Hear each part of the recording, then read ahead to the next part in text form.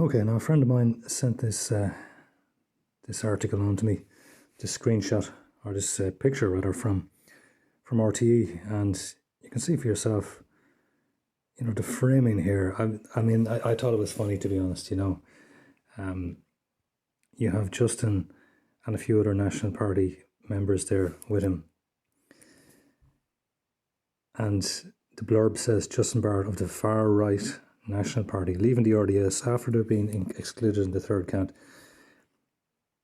So they're calling him far right, they're calling the National Party far right. And look at the photo. I mean, the photo, what does that remind you of?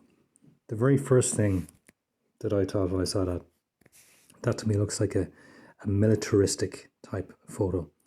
The lads are marching in military formation. So you're getting this, they're planting the seed in your mind. The National Party are, a group that would encourage perhaps militaristic means in order to achieve their goals. Echoing back to the dark times of the 30s and the 40s, as the media would have it. That this is the kind of party we're dealing with here. I mean, it's such Machiavellian framing, In a way, you have to hand it to them. They really know how to poison the message. They are past masters at that. So this is what you're dealing with when it comes to RTE, when it comes to News Talk, when it comes to the Examiner, the Irish Times, the Irish Independent, the system in Ireland, the NGOs, of course, they really know how to manipulate the message, they really know how to manipulate people. And this is how they do it. This is a perfect example of how they do it, But in terms of just, the Dublin-based South election itself, I thought the National Party, Justin and the National Party, I thought did very well in the circumstances, in a very, very difficult constituency. They did the best of the nationalist candidates, and I'm sure the powers that be were waiting there, hoping that Justin would get turfed out on the very first count, and he didn't, and he remained in there until being excluded in the third count, which I think in the circumstances was quite an achievement, Like I said, you are dealing with, probably the most cooked constituency in the entire country. So in that environment, I think the National Party did do very well.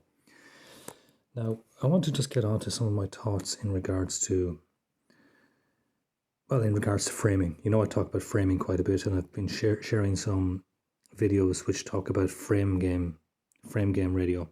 This guy, this Jewish attorney who made some incredible, outstanding content for a couple of years back, 2017, 2018, into the early days of 2019, before he went dark. I would say what happened was he got doxxed, and he probably had no choice but to just go under and never appear again on the internet. Unfortunately, huge loss, because he had such amazing material.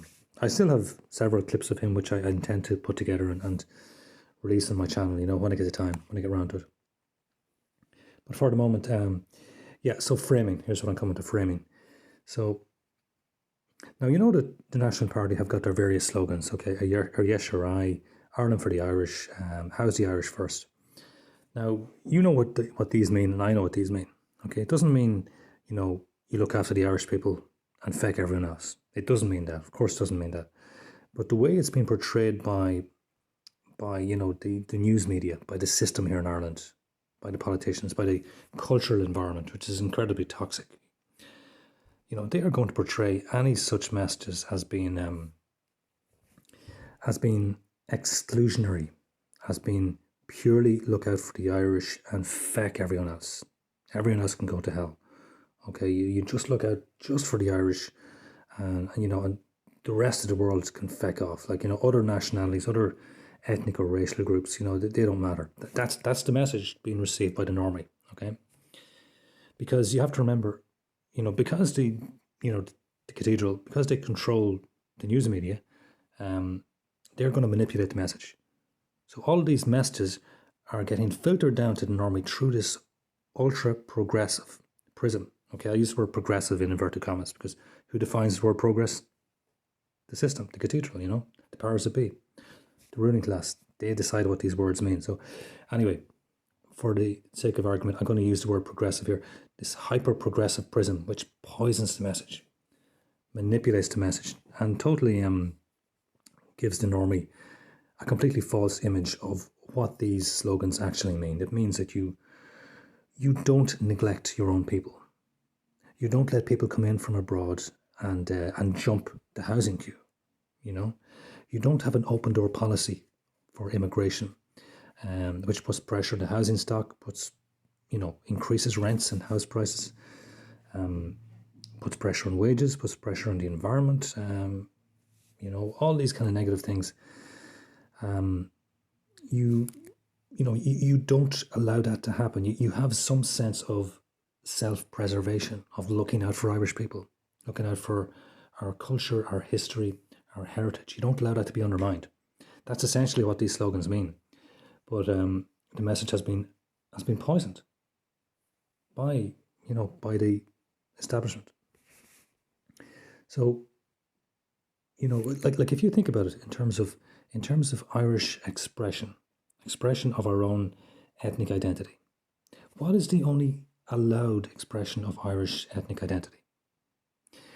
It is that you're Irish, you're not British. You're Irish, you're not English. That is the only way it's allowed. And Sinn Féin pretty much have that market cornered. So this is why I would say be careful about messages that are going to be portrayed to the normie as exclusionary, purely along ethnic lines, along Irish ethnic lines, that you care about Irish people and nobody else. That's not what it means, as I just mentioned, but this is the message the normie is receiving.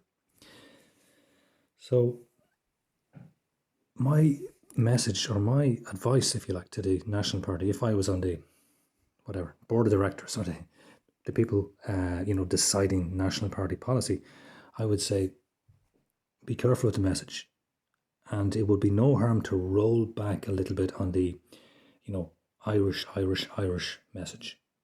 Roll that back a little bit. Ireland for the Irish, house the Irish first. That would work fine if you were in a society where you were allowed to legitimately express your own ethnic identity. In Ireland, you're not allowed to do that unless it's in the frame of being somewhat anti-British or anti-English. That's the only way it's allowed. Otherwise, you are not allowed to express, in any positive way, your Irish ethnic identity. And in that environment, to me, it doesn't make sense to go hard and heavy with the line that comes across to the normie as exclusionary. Ireland for the Irish, house the Irish first. That message is getting poisoned by the Irish news media, by the politicians, by the cultural environment, to sound like it's an exclusionary policy, purely about looking after the Irish and feck everyone else.